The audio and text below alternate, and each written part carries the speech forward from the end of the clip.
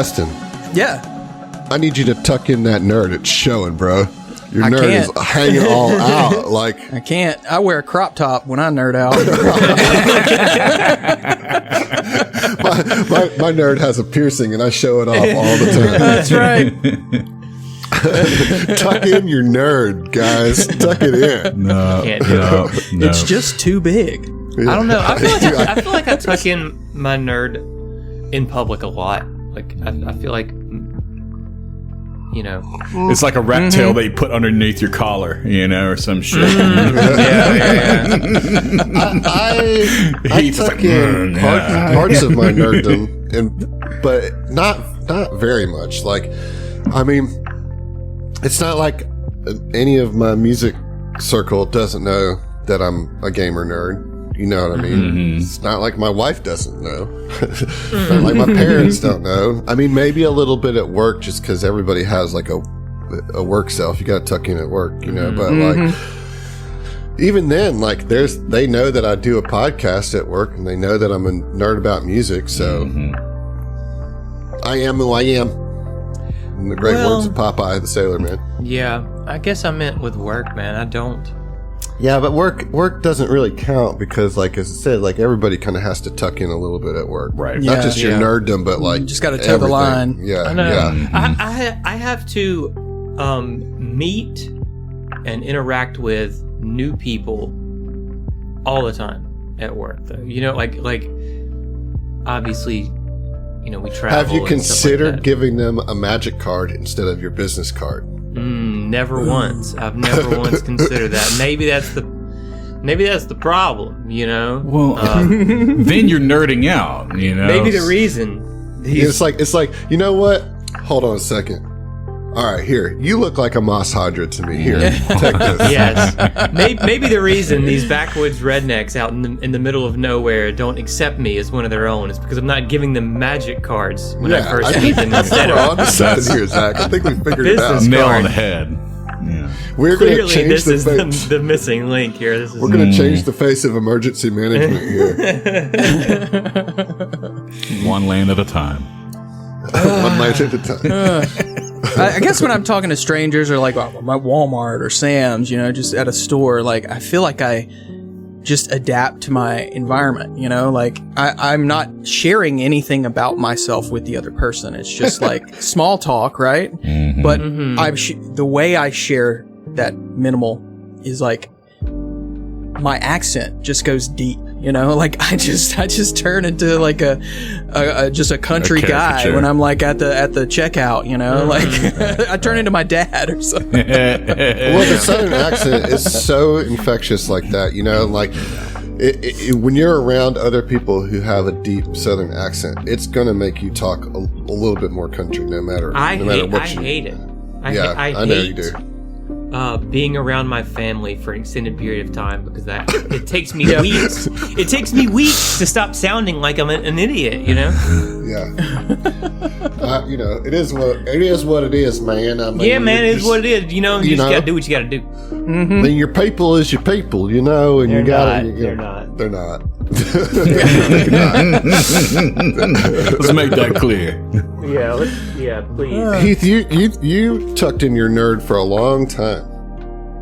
Yeah, when I was younger, for sure. I mean, like, even into like your late 20s, early 30s, it wasn't really until we started podcasting that you really kind of broke out of owning your... No, because it was something he talked about on the reg, early on. He's like, I kind of came out of the closet as a nerd this year, or whatever. I distinctly remember that. Put it in that tone to make me sound like a dummy.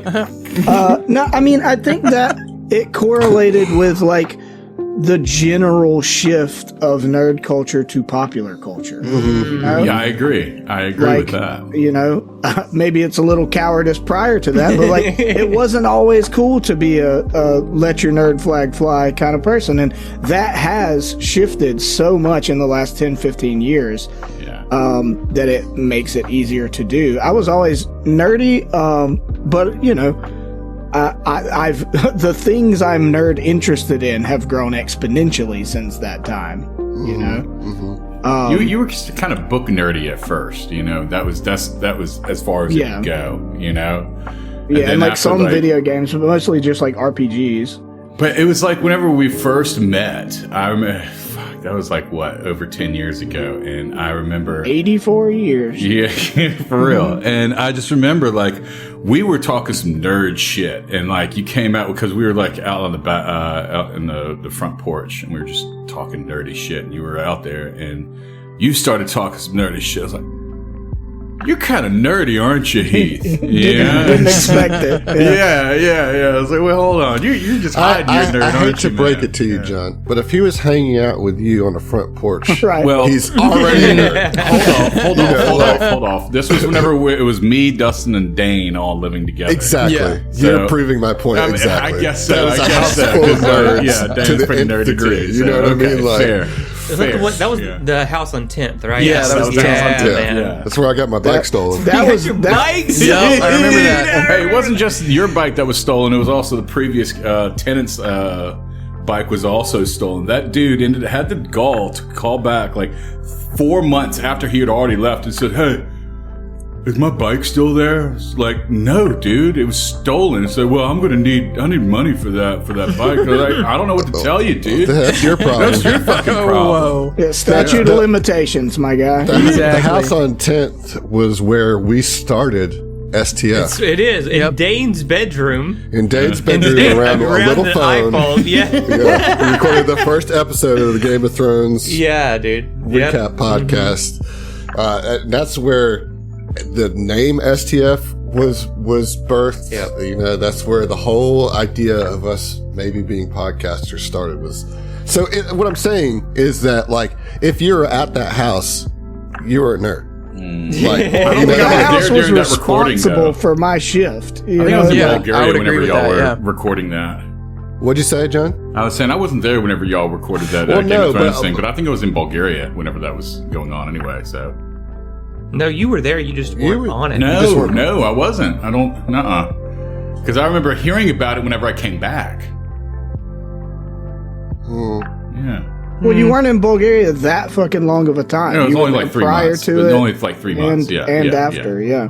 Yeah. Now, there was a time where I remember playing video games on your computer in your room Well, I played WoW, Miss Pandaria. while you were gone. Yeah, Yeah, yeah. I remember. Yeah. No, I do remember that. I do remember that. I discovered that some of y'all were nerds. And I think we've talked about this a lot, but at a Chance Fisher show, you know, and it was either in between sets or after the show, somebody's like, "You like Game of Thrones? Here, you need to meet this person." Took me over to meet Dane, and you know, and everybody that Dane was there with, and I was like, "Oh, what's up? Hey, here's some nerdy people," because like I was the only nerd in my little social group at that point, you know, like. Didn't Dane just jump in and say like, "Hey, I heard you like Game of Thrones" or something like that? Yeah, pretty much. Yeah. And then that's it. I think Yeah. it's funny because that's a pretty shared It was Dark Tower. experience. It was Dark Tower. Oh, was it? Oh yeah, it was. It was Dark Tower.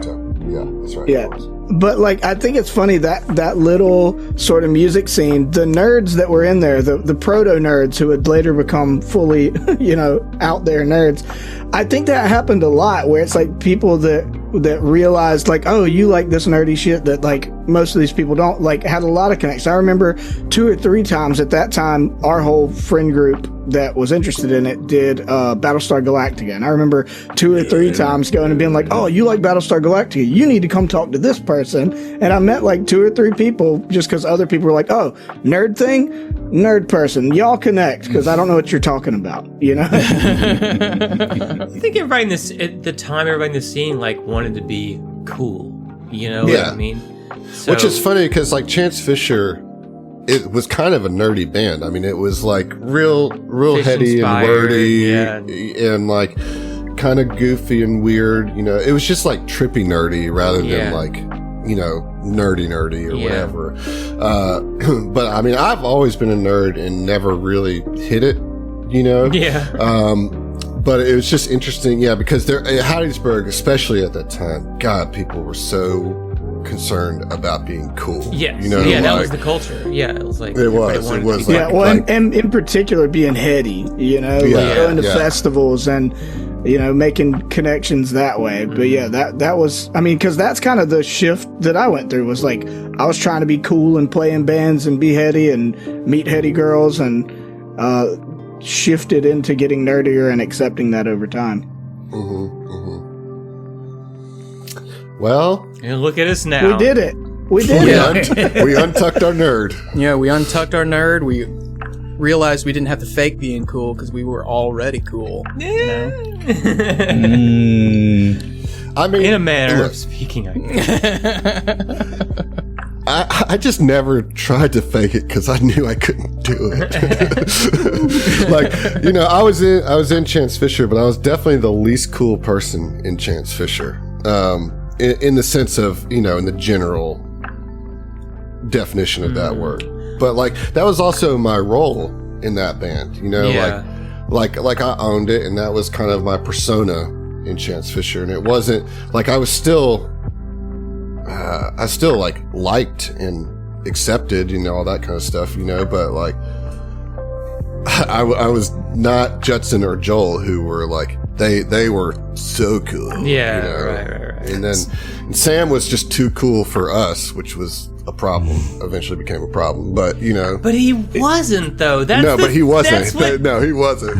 He anyway, thought he was. we don't have to Yeah. rehash I love you, 15-year-old Sam. drama or anything, but So, just real quick, just like, isn't it just natural that the keyboard players are usually just always nerdy to begin with? Yeah, totally. Yeah. Yep. Except for the cool ones. name Name a cool one. keyboard. Yeah. Can't Ray do it. Charles. Bernie? Yeah, Ray Charles. All right. R&B artists don't count. Because Stevie Ray, Wonder. Herbie Hancock, they're all pretty fucking cool, but not even Herbie Hancock is a nerd. Yeah, Herbie Hancock is he's yeah, a dude, goober. for sure, He's for a sure. goober for sure. Yeah. Ray Charles might be the only actual cool keyboard player. Well, but they had some nerdy idiosyncrasies too. Like Ray Charles kind of got some of his connections and big breaks by people finding out that despite being a black man and being an R&B artist, that he was like a nerd for country music. Like he liked country and Western music, and that was an anomaly at the time. And that made so many of his like early hits happen. And Bernie Worrell, absolutely a fucking nerd. All right, Also Bernie- a space cadet. But he's also pretty cool. Yeah. He's fucking Bernie Worrell, dude, But yeah, I think, to your point, most keyboard players are a little geeky at a minimum. You know what I mean? Even if they are cool, they definitely like geek out about something. It's just kind of I think the nature of playing keyboards, Anyway, I have no transition, but the hard we're gonna pivot. we're gonna do the hard Classic pivot. hard pivot. All right, How we're you about to guys tuck it feel- out. Yeah, we're about to tuck it out. I mean, you guys have spent quite a few episodes embroiled in this, plot, this death cult plot. I know that you guys have been chomping at the bit to blow the top off this thing, and it's kind of come to you. Before we get into it, generally, how are we feeling about the Final Horizon arc? We enjoying this arc? Yeah. It's been really fun. It's interesting.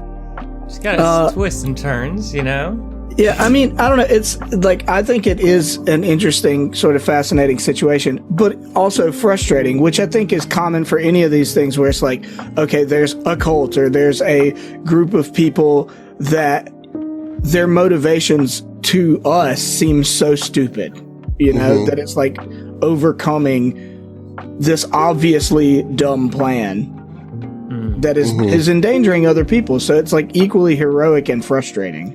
Yeah. For me, the frustration definitely comes with the art imitating life kind of situation. Right. Like But the problem is it? I think it's going the other way. I think life is imitating art at this point because, not to get too into the world stage, but it seems like there is a conscious effort by some of our world leaders to become the things that 1984 warned us about. Like they're intentionally using that as a blueprint. You know what I mean? Like, and so, But with that's the going to happen trappings, of the That's movie gonna Idiocracy. Yeah. Right. Like, Lord. all I'm saying is that as we continue to play these games, I think we're going to find a lot more parallels because the idea of this being like super villain fantasy stuff, that those lines are being eroded every day. So we have a literal James Bond villain in charge right now. So like, that's just something we got to deal with. Just strap in. Yeah. Yep. The good news is, Zach, is that you have the power of entropy to fuck these people up in this game. So Yeah. that you at least I'm have living some for that opportunity. right now, dude. I'm living for that right now. So we ended last episode with Raya awakening to a text message from Nanura saying that she was under attack, and that's where we're going to start right now. Yeah, I mean, Raya, like I said, groggily kind of wakes up, sees the messages, one eye closed, and then both eyes flash open, and she hops out of bed and is gonna probably hit the comms immediately and be like, all right, team, wake up, we got a situation, we got to get over to the ship and start moving towards, like, she's gonna have to don her armor and stuff, Doesn't take too long though. Boom, boom. Right. All right, so comms. Oh, we got a situation. What do you guys do here? Seyun has been sleeping in his armor. He just bolts straight up and just says, All right, I'm just going to say you can't this. sleep in your You're armor, gonna be right? exhausted. You can, but you're you exhausted. wake up fatigued. No, that I'm not. No, I'm not intentionally fucking myself. You said what you said. No, I did it. I didn't take my hand. I'm telling you this so you can make the choice to already be armored or fatigued. I would like to convey, in the best way that I can, without mechanically fucking myself in the ass, that Seyun is as prepared as I can be without mechanically fucking myself in the ass for the potentially having to wake up and do this thing. You keep saying fucking yourself in the ass, and I wonder if that's something that you actually want to do. Of course not. Like you're talking about it a lot. That is the stupidest shit I've ever heard. I'm just saying, like you keep bringing it up. Nobody brought it up but you. So like the more you talk about it, the more I think you want to do it. I mean, in a metaphorical sense, of course. If we weren't being extremely pedantic for the sake of the bit, then we would have already moved on past this already, and we could be, getting into the action. The bit is so powerful. Yeah, I guess it is. Good news for you is you're a light armor wearer, so it takes very little time. Yeah, but say when he wakes up and he's like, oh, finally, and grabs his sword, gets all of his shit together and meets the crew out in the hallway. He's pulls ready. his sword out from under his pillow. Yeah. I mean, that's not off-brand, really. Yeah, it's really not. Okay, cool. So Seyun's ready. Raya's ready. What's Sabana? Sibana is, I mean, like, she wears fucking regular lab clothes underneath her armor, so obviously armor's up, and then go light armor, and then puts on her coat. And she's out the door, ready. What's going on? Gilderon's already in his battle pajamas, so he can just get up, We got to get over there. Naruto's under attack. Exactly. But his hair's all messed up. He's got bed head, but he's got his armor on. Maybe the top button, and the buttons aren't buttoned and everything. And he's rushing, as everyone's coming out of their room and just like filing in line. I just imagine sexy. gnome hair. Yeah, that's right. Like gnome hair is always bedhead in my head canon. Well, Gilderon, he's got Dapper He's Dan. got a finely shaped coif. That's right. Yeah. In some nice little point. When you guys get to the cargo bay that leads to, what'd you call it, umbilical tunnel? Yes. That's the word that I was trying to think of last episode that connects the two ships. Yep. Okay. Dustin looked it up for me. Or the umbilical. He implied it enough to make sense. Yeah. So the doctor is there. Your doctor to hear. And he says, I overheard that things are starting to pop off, and I've been working on this for you. It's not much, but I think that you should take it. And he provides you with 2 Serum of Healings Mark II. Oh, ooh, baby. Okay. Who's Each getting of us, those? huh? Raya and Sayun. Okay. Yeah. I'll take one. So you should just be able to drag those into your sheet from the chat. Every single time I hear Dr. Tahir, I think of my brain goes Dr. Tapir, like taper, T-A-P. It's a little anteater type. Right, exactly. It says, good luck, and it shows them what the Marana crew is made of. Yes. And he claps all 4 of you on the back, each with one of his arms. Pop, pop, pop. Yeah. Okay. We all just look like, that's weird. I'm blanking right now. What's the Morlamal? Walter. Walter? Yeah. Walter. I feel like you owe me an inspiration. Yeah. Okay, Walter. I imagine like it's like priority activation of like we like get on the comms and like get to your stations. You don't know what's gonna pop off. So I figured like Gilderon would just like have a short broadcast, or directly to those people. Not everyone, but like Walter at least, and just be like, Walter, we've got some action going down on the final horizon. If you could, just make your way to the bridge. We don't know what's going to happen. All right. Let me. Well, I guess I'll just stay in my pajamas. Well, let's go. Yeah, that's fine. And he gets up and he just uses his flippers to just like squeeze off the sweat into the bucket next to his bed. Yeah. It's going to turn out at the end of this adventure that the sweat of Walter has some like really positive It's like miracle qualities. drug. It's like unicorn blood. Okay. Damn night sweats. I need y'all to roll initiative. Okay. We're going to start, you guys, right as you step out of the airlock onto the final horizon. So you should be able to roll initiative now. Rolling. Oh, Oh, no. natural 1.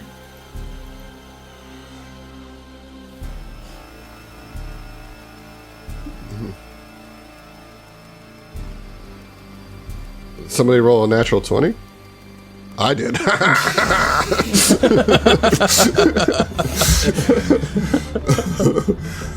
Okay. So, it looks like Gilderon, you get the start here. All right. She mentioned that she was in the training room. Okay. The first thing I'm going to do is... Let's see.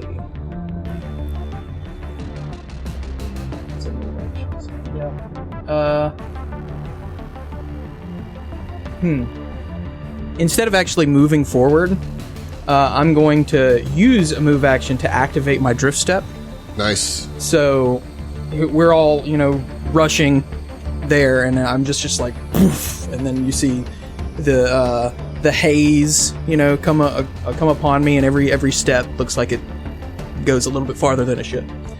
So, and standard action. I didn't know I was going to go first. Dude, it always... You kind of like, nothing's happening yet, Yeah, it's tough in these combats where it's like, okay, I gotta like get to the combat, Right.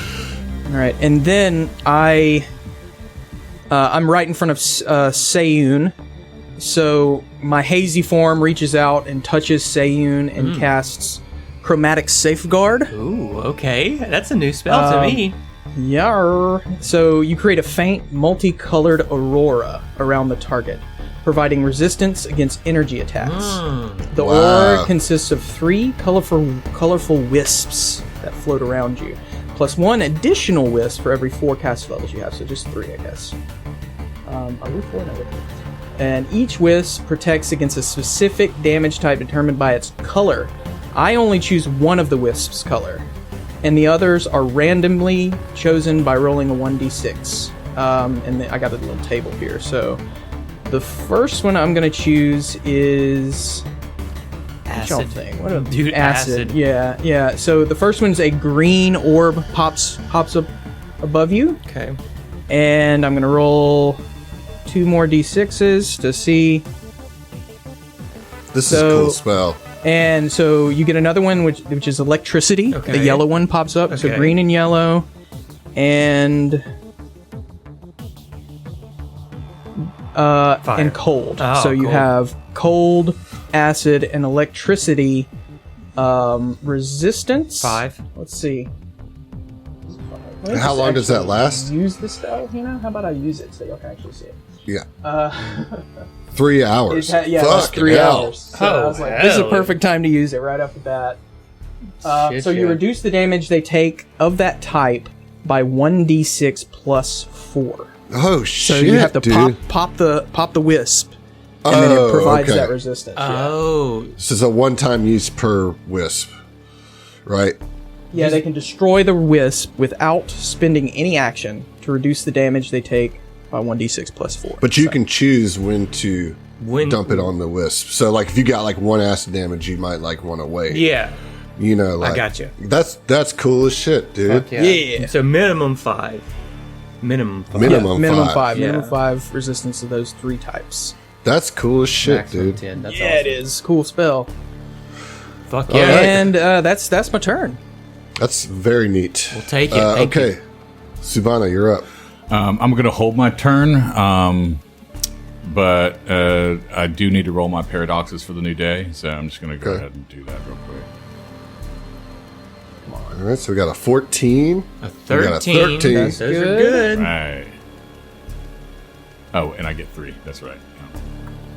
I was sitting there waiting for that last one. I was like, that feels low. Ooh, the 5? That's one of those ones you dump on the thing that doesn't require a roll. Right. Yeah. Right. Yep. So I'm recording those now. But 14, 13, 5. You hold him to it, listeners. Call in if he cheats. Call in. Call Hit us up in Adam's the cell comments. phone personally. Yeah. You got to remember, we gave you the number a few episodes Yeah, ago. right. All right. So you're going to hold your turn, Yes. Raya? Just tell me when you're going to pop in, okay? yes. Raya? You're muted. I mean, are we just going? Yeah, we going.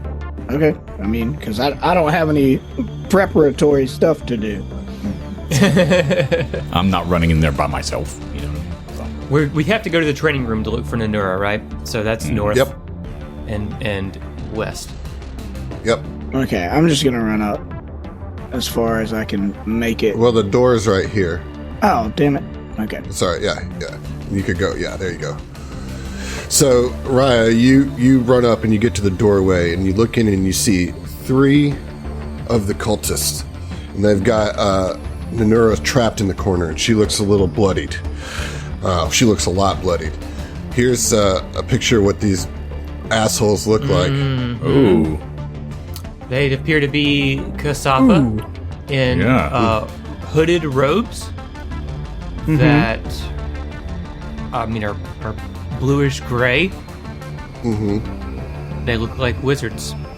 Well, Solarians. Is that a Solarian Oh, weapon? he's got a Solarian Yeah. weapon. Yeah. Yes, Sick yes. void blade. If y'all are One arm kind familiar- of held behind with a Solarian weapon. Yeah. Yeah. If y'all are familiar with Psylocke in X-Men Yes. There you Yes. go. lore, Yes. it kind of looks like those like Psy blades that Psylocke can put out, the pink blades. Mhm. Because the blade is extending from the fist. There's not actual Yeah. weapon. Yeah, It's it's just like a fist an energy blade. Yeah. Yeah. Very cool. All right, so Raya double moved. It is when you get to the door, this cultist see you, uses a move action to draw a pistol and fires at you, Raya. Okay. This is a laser pistol coming at you. And that is a 15 against EAC. Yeah, that hits. All right, this will deal 1 point of fire damage. It will deal 0 damage because I'm a Summerborn Riforian. Nice. Damn. So you just absorb the blast. Uh-huh. You know? All right. Nanura uses this opportunity to. She is unarmored and unarmed as well, so she can only. But she is a Solarian, so She has her solar weapon, and she's going to actually use her turn to take advantage of your distraction, take a guarded step up, and attack that cultist that just hit you with their solar weapon. Here we go. Let's rock. That's a hit. Nice. Ooh, chunky damage. 10 points of damage. And she just slices the back of this cultist with her weapon. Guys, listen, Adam's going to carry us with the NPC. He plays Solarian on the reg. We're in good hands. Nice. We're in good hands. Okay. Yeah, but all the bad guys are Solarians too. Oh no! Yeah, there's that. This is going to be brutal. Okay. It's the conspiratorial void cultist. Aren't they all conspiratorial void Yeah, cultists? you know, you would think so. The one that she just attacked was the itchy The void itchy cultist. void cultist. They Yeah, this this was with their sexual This one's proclivities. yeah, it's going to guard step back and attack Nanura. Try to put her down. No, conspiratorial void cultist is, you know, a flat black holer. Ooh, that's a 27 against her KC. That is definitely Damn. a hit. Right, the black hole is plate shaped. Yeah, And it's just a plate. knocks her unconscious. Boom. Ooh, She's not dead. She's unconscious. ooh, still not good. Okay. Now it's Sayun's turn. Well, And you hear the yeah, exactly. Exactly. you know. Sayun hears all this commotion. So he is going to, well, at the start of combat, gain 1 entropy point, right? Mm-hmm. And then he will use both move actions to get into the room. I'm pretty sure I can step through Raya. As he does, he's going to, like, you know, pull his sword off his back, get ready to draw it as he's moving and that kind of thing. So get that ready as well. There's me 45. I want to... You can't diagonal through there. I can't because of diagonal the through wall. there. Okay, I got 15 Yeah. more feet. So he comes in, and he's going to try to, like, swoop in. I'm pretty sure I can, like, cut back. Yeah, you got that. Yeah, right? And just kind of get in there with the double move. Engage as he's drawing his sword, taking stock of the situation. I got 2 entropy points now, and that's my turn. Ready to rock. And you got a Solarian right above you and a Solarian right to your left, and you see the crumpled body of Nanura to your northwest. She's down? She's down? She's unconscious. Fuck. Yeah. Okay. Yeah. All right, round 2. Nope. yeah, Sibana's yeah, going to yeah. jump in at the bottom of round 1, or technically it's, well, yeah. Anyway, so Sibana just takes a quick look over at Gildy, sees that this is a chaos, and is like, all right, if I go down again, you got me, right? And Always. then she's going to go ahead and rush in, double move, but she's not going to run into the door. She's just going to get to where she can kind of see behind Raya. So that's going to be 50 feet. She's also going to go ahead and draw her azimuth laser rifle as she's getting over there. All right, and just kind of taps her on the shoulder. And just, all right, I'm right behind you. And that'll be her turn. Yes, indeed. All right. So now the Ditzy Void Cultist's turn. It's going to take a guarded step to flank Sayun, Oh, and we're going to attack Sayun. okay. Here we go. Let's go. I will include the flanking in my roll, so this is against your unadjusted ACs. That's a 25. That will That's hit. gonna hit. Here comes some damage. 7 points of slashing 7 damage. points of slashing damage will give me another Yes. entropy point. It's equal to your level, Huh? or more. Like you take damage equal to your level or more, gives you the entropy point. I believe so. Let me just double check that. Make sure you are healed up. It looks like Subana's got a little bit of shield. Her stamina, Right. like, detracted. Oh. Let me fix fix that. Equal to or greater than twice your character level. Which is still... It still does. Still right? 'Cause does. that would be 6. Yep. You did 7 damage, so that gives Right. me an injury. Yep. All right, Gilderon, you are up. All You're right. drift stepped it. You're phasing with the power of the That's drift. right. Gilderon gets in one of those like anime action about to lift off the ground poses, you know, and gathers his resolve to use a specialized use of said resolve to use rapid moves. I'm going to spend 1 resolve point to get another move action. Nice. And let's take that off. And I'm going to move all the way in. I'm going to do it.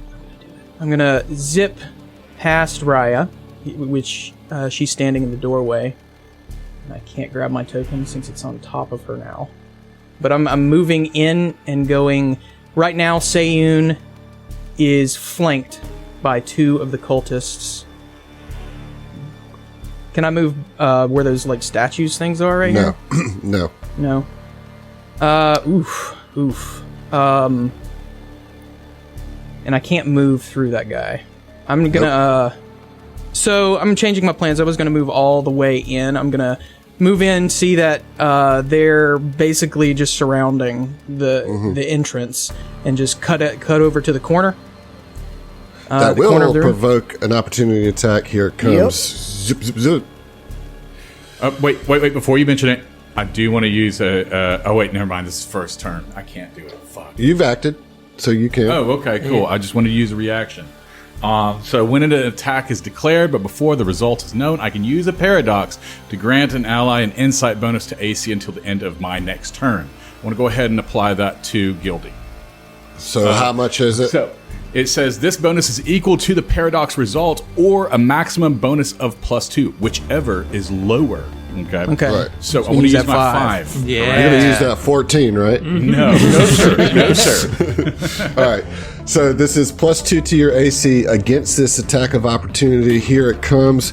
It is a 24 against KC. Is not going to be enough to stop it. So it hits you.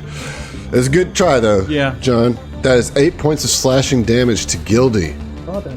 He walks through the door, and the Solarian cultist just turns around and gets him like right on his thigh with the Solarian blade, slicing open his pants and his leg, untucking his nerd, as it were. Okay, so 2 move.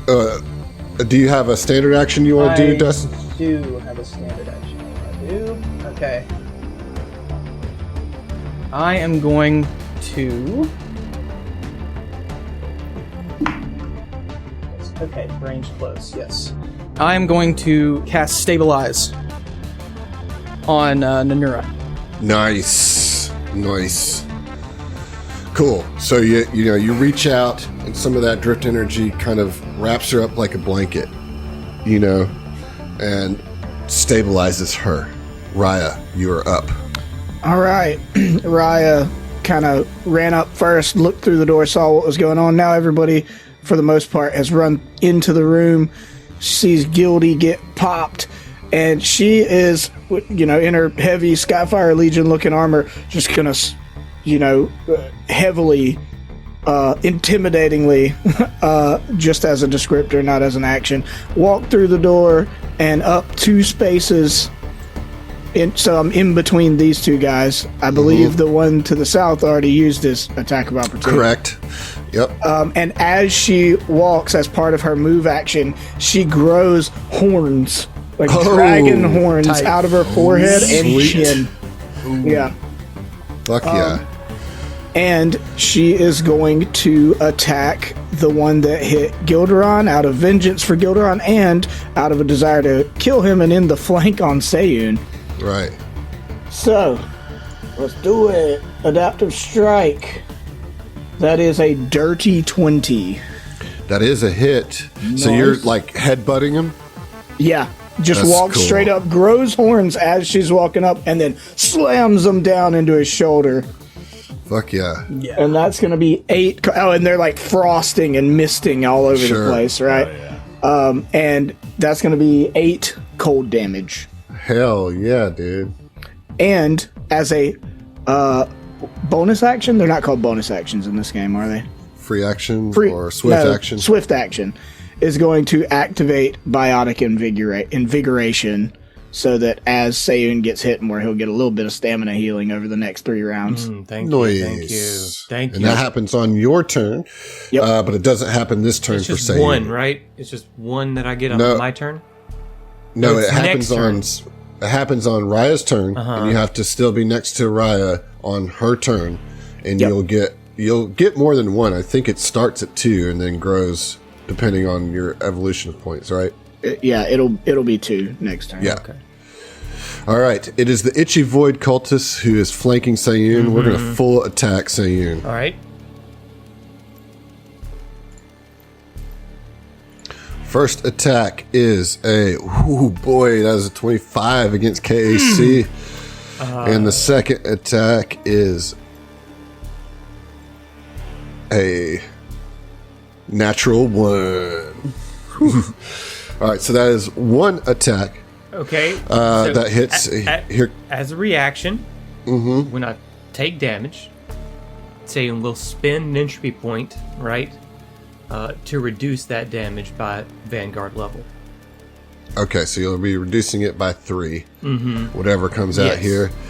All right, so I did 7 points of damage. You reduce that to 4 slashing damage. Yeah, I mean, Seiyun just like kind of expels out some of that entropy that's been gathering up in him immediately when all this attack. I mean, this is a really shitty situation for Seiyun, seeing all of these, all these fellow Kasatha killing each other, fighting him and each other over something so pointless, Well, what's funny is that as you expend this entropy, they're like, yes, the void is strong in you. Join us. He sees. I mean, they're totally gone at this point. Yeah. All right. Minura does not stir. It is the Conspiratorial Void Cultist turn, and we're going to full attack Raya. All right. Here we go. First attack is a natural 1. God damn. Nice. Wonderful. No. Second attack is a 14 against KAC. That is a miss. My KAC is way higher than my EAC. What is your KAC? 18. Oh, yeah, because you got that crazy ass armor. I got that armor that's +4 to EAC, but +8 to KAC. Yeah, dude. That shit's insane. That is crazy. Dude. All right, I forgot about that. Seiyun, you flanked, but your allies are here in the room helping you out. What you gonna do? Right. So, I mean, Seiyun is just recoiling from kind of the shittiness of the situation, but it accepts it. I guess he says, "It didn't have to be this way, but I will give you the end you seek." And he... Oh, thanks. Yeah. So he spins on his heel at the one that Raya is attacking and the one that attacked him first. And brings his sword down as I'm going to pump 2 entropy points, the 2 that I have remaining. You're attacking the one to your right? To my right, exactly. Yeah, okay. Pump both of his entropy points that he has remaining into this attack. Let's see. Yep.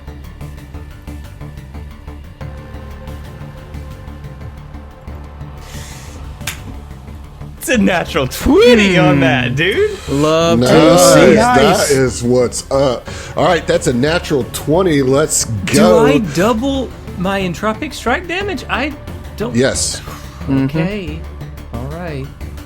So. I mean, fuck yeah, you do. Yeah, they just said you were strong in the void. So about to show whenever 'em. you roll the damage, it'll come up with the window. You can add in an extra roll I add in my on that, situational bonus. I got that, and then you just roll it critical. and just roll critical, and it'll Yeah. take care of everything. Boom.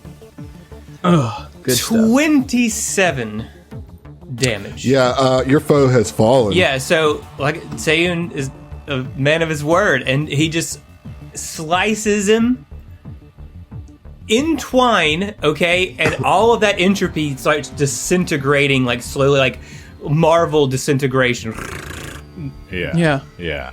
Like it just like kind of eats away at the person. Yeah. As you slice through, and you just see a smile on their face as they just like embrace the void. You know, Mr. Stark.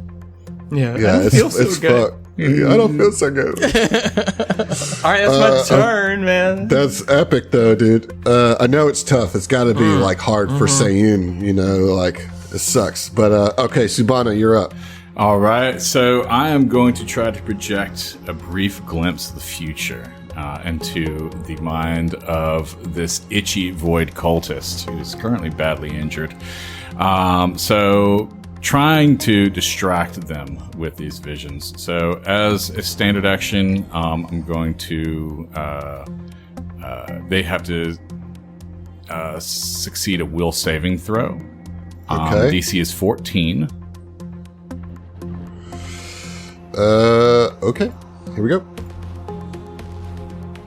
That is a 6. All right. So on a failure, the next ally to attack the target gains a +2 circumstance bonus to the next attack roll.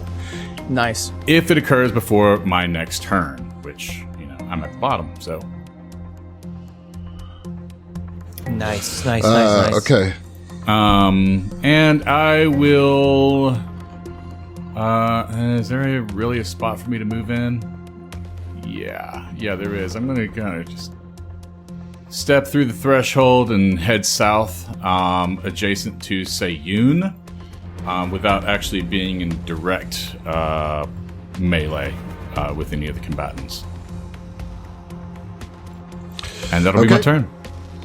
All right. Round 3. Gilderon, you're up. Alrighty. Gilderon, move action. He's gonna move down to the south of the training little room. And kind of like at the same time, you know, he's gonna be providing covering fire. And that's basically, it targets one ally, but any enemy that makes an attack on that ally, you're gonna get +3 AC. It's Which up ally? I'm gonna go with Raya. So, as I'm running down, I get out the whistle popper and I'm just. So let's see if. Whistle, Hell pop yeah. that thing. That's right. It's almost slow mo. He pulls it out. It's just the golden gun with flowery filigree, and I've added, since I upgraded it, you know, curving around the top of the domed top of the gun is a like purple and pink butterfly. And, Nice. Okay. Yeah. and it's just a straight up 15. If I make a 15, I get it. So let's You roll. can do it. You got this. Just imagine this is very ornate and very, like, It's a over-engineered. 15 on the die. Yeah, Nice. 15 on the die. That's what's up. So Raya gets +3 AC to the next attack from anybody. Nice. Hell yeah. Oh, it's the reason it's +3 is because I have restricting fire. You know, that was my feat Yeah, that I that's the took. feat. Hell yeah, dude. Yeah, that's awesome. Okay, it is Raya's turn, so your biotic invigoration pops off here. Yeah, and my mutation points will actually be at 2 because I had to spend 1 to do biotic invigoration. Okay. Just, you know, keep you abreast of the situation. All right. Are you going to adjust that on your sheet? Yes. I did. All right. Beautiful. So I was wrong earlier because I get mixed up about the things that are based on the number of mutation points I have versus my evolutionist level. So Sayun will gain 3 stamina points Nice. because I am level 3. I will gain 4 because I get the 3, and then I have, as part of my niche, my instinct lets me gain extra healing from any source equal to half my mutation points rounded up. So The that's first time every round, right? every round. Yeah, once every round. So I'll gain 4 stamina, but I'm not out of any stamina, so it doesn't matter. This is more for Seiyun. So the one behind Seiyun, between myself and Subana being already dead, I'm going to target the one to the north, the conspiratorial void cultist. And I'm just imagining like she walked in like a freaking bulwark in this heavy armor, horns growing, but still has the Stylemander in her hair from whenever we woke up. And it's like, well, I got to get my bed head fixed on the way. Right. And the Stylemander just knows to do that. So big, intimidating dragonhorn person with a cute little, basically praying mantis fixing their hair. And I'm going to attack this Joker, the conspiratorial void cultist with my horns. All right.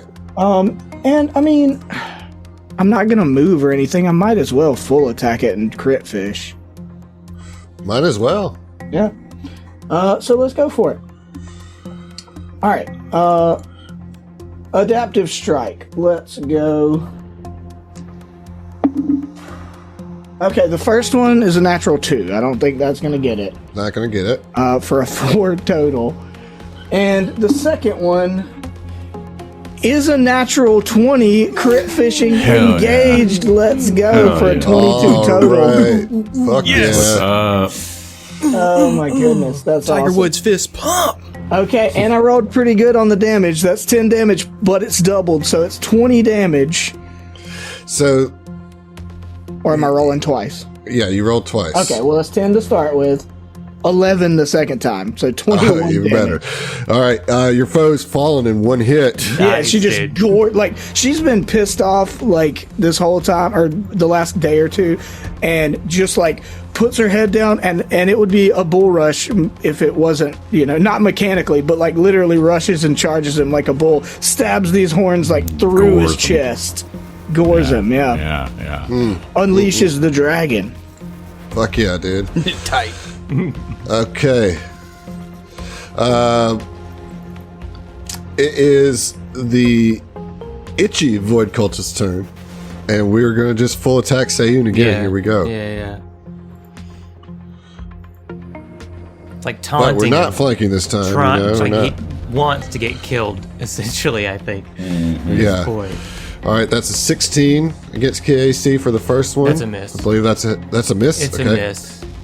And then the second one is a embarrassing roll. That is also a miss. So 2 misses there. Seiyun, you're up. All right. Don't forget the +2 to the attack roll from the distracting futures. Very nice. Very nice. Right. Yeah. Which think- I kind of imagine is just like a vision of the ship pulling back from the black hole, as in like it's been thwarted, So, yeah. Totally. Seiyun is going to close his eyes for a second as he laments what he has to do, but he will just try to entropic strike. 24 against the AC. That's a hit. That's going to do it. Yeah. Nice. That's not even Can with the you +2. 20. It was 26, but yeah. 7 damage. Not enough to take him down. Yeah. No. Still a decent hit, though. Even with the minimum damage, you're doing well. Subana, you're up. Oh, wow. Subana's going to be able to attack? Yeah, so Subana is going to line up. Now, firing from where I'm at, would there be cover or not? No. Okay. Then let's try. I do not get the +2 because it's back to my turn. So, wait, never mind. It doesn't matter. Okay. I don't have my gun on my macro bar. There we go. Now let me target him. All right, so she kind of squares her shoulders, takes aim with the azimuth laser rifle, and let's see if she hits with a 19 on the die for a 24 against EAC. Oh my goodness, that is a hit. All right. And she just thinks back to how to shoot. Her husband taught her how to shoot, so let's see. She didn't learn it in the service? No, she wasn't in the military. Oh, okay. Her husband was. She was in research, part of the military. So that's going to be 5 fire damage. Well, that is enough to fell your foe. Yes. Dang. I think that's Subana's first kill. No. I think so. I think maybe. I think so. Maybe. Murderer. Okay. Come on now. So you take out these particular cultists. And then over the speakers you hear, "You're right, Sayun. It didn't have to be this way." And then, and all the power on the ship goes off. Fuck. Ooh. And then Nanura wakes up. What do you do? Nanura, you alright? Gilderon rushes over to Danura and gives her a serum of healing Mark 1. To get her up a little bit of health. Okay. So go ahead and roll that. What? Oh.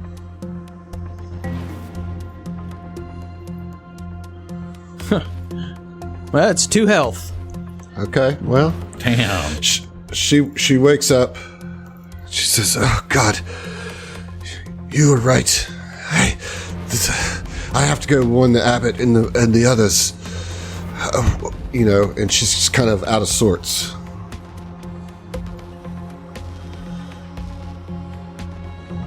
You all just stand there and look at her. Wait. Sorry, I got a message. I'm sorry. What did she say? Can you repeat what you said? Sorry. I'm so sorry. There was a message on my phone, and sorry. Let's talk some more stuff that I have to edit out. She stirs and she kind of wakes up. She goes, "Oh God, you were right. I do it, but I didn't think that they would attack one of us. I have to go tell the abbot. I have to go warn the abbot and the others. I have to go check the flight. I have to go. We will. What are you gonna? We will go with you. Yeah. I might need you to go down to the computer bay. I don't know what kind of control. Yes, let's go to the bridge. Let's go to the bridge. All right, follow you. Very well. And so you guys can all go to the bridge. Okay. And she's like, I'm having trouble. The power's off. She's cut all the systems. Naturally. So if you want to try to hack a battery into the bridge to get the console on, you can. But that's going to be an engineering or computer check. Okay. And I can't see anything, so I cast dancing lights to put lights around me. Okay. Thank goodness. Mm-hmm. Rye was just like bumping off the wall next to the door over and over again. I just imagine every single time there's like the door, like her horns hit the fucking the door frame. Yeah, she's not used to them. Okay. So yeah, I need a computers or engineering check. It's not. Yeah. It's All right, let me do that. All right, let's see what we got here. An aid. Hold on. Are you trained in either? That's what I'm looking. No, I'm not. Come on. It's all a total guilty. Here we go. That's a 24. All right, so you're able to take one of your batteries and just get some power in. And Nanura looks at you and says, "Oh no. Cora has been fooling me the whole time. This ship has been slowly drifting into the gravity well of the black hole. And we have no control over the engines. The ship is lost. And we'll see you." Oh, no! Fuck, I didn't realize we had gone that far. Oh, man. Thanks for listening to the STF Network. If you want to hear more from us, check out our other Starfinder and Pathfinder shows at the STFnetwork.com. That's the STFnetwork.com. And support us on Patreon to listen to our bonus podcast, including our homebrew adventures and Tom Talks, our behind-the-scenes show. Stay groovy, possums.